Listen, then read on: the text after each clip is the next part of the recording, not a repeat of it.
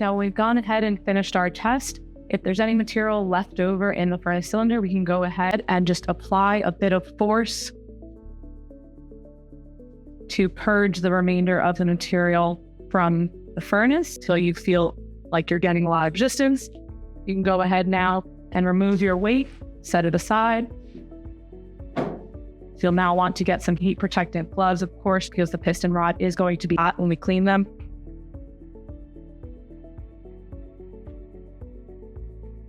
Now the piston rod does have an insulated sleeve up here. It's only warm to the touch, but we do recommend that you still wear gloves for safety purposes. Going to head and pull out the piston rod now. You will feel a little bit of friction. Going to go ahead now and use a cotton pad, a non-synthetic pad, of course. We do sell these along the machine in bags. Would like some, go ahead and just begin to clean the piston rod. Make sure we have no built-up material. Same with the piston foot, and we want to take caution with the piston foot, making sure that we are not unscrewing it from the piston rod. You want to make sure that's fully threaded into the rod before we begin our next test, because we don't want any material to get in there, get in between the threads, and affect our results.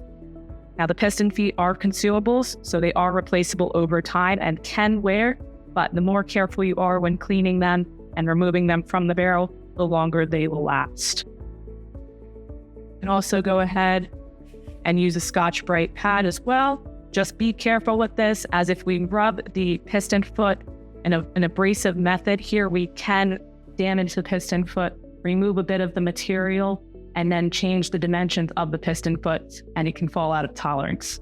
So just be extra careful, light sweeps along it, make sure that we get any residue off, and that it looks just as it did before we started this test. There are no more speckles of material, and a good way to check that your rod is thoroughly cleaned. When you slide it up and down, the piston sleeve should fall freely up and down the piston rod and make a noise similar to what you're hearing now. Going to go ahead and set that aside now.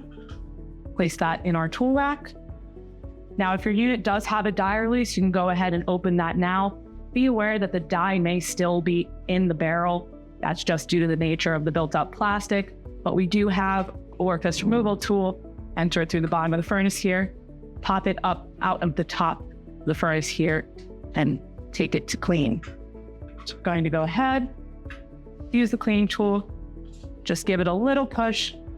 You see our die fell out now. And go ahead and take, again, Scotch-Brite, gently take away all this built up material we see. Make sure that the die is as shiny and clean as it was prior to the test. We can see here, we've got lots of material built up on it.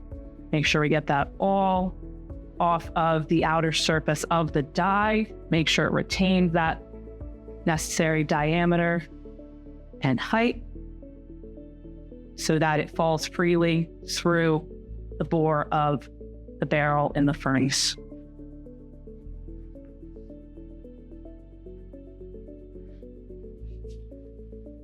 We also have the orifice drill. What this tool does is will actually drill through the ID of the die and get any remaining material out of the bore of the die.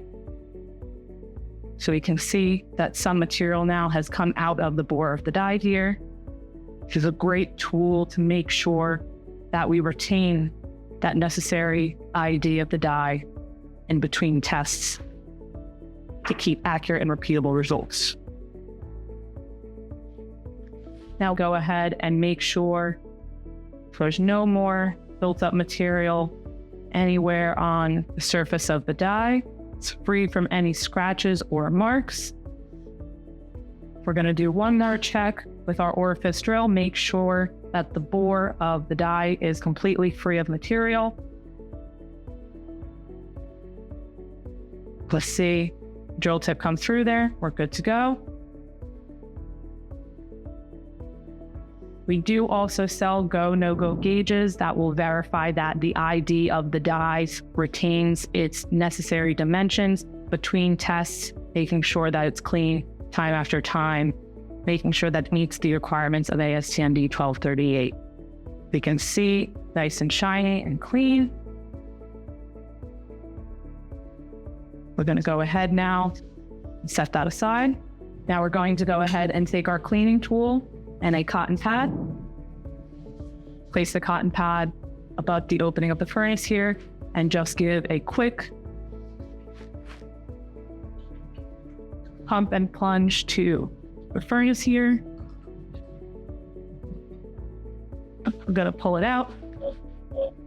Basically grab that off. Get another one.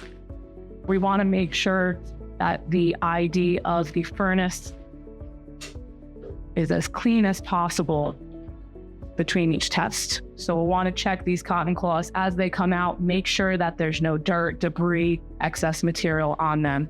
So we're going to go ahead and just do one final sweep here. And as you can see, it's become much easier.